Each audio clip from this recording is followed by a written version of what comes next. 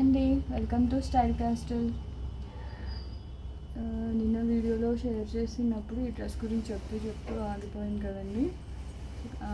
Customers వచ్చారు. So ఇది బనారస్ అండి.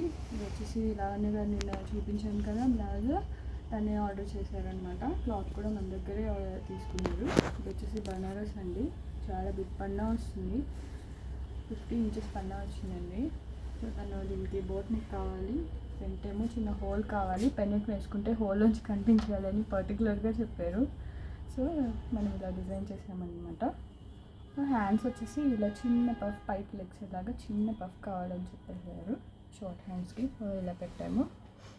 సో ఇది కాఫ్ లెంత్ వస్తుందండి.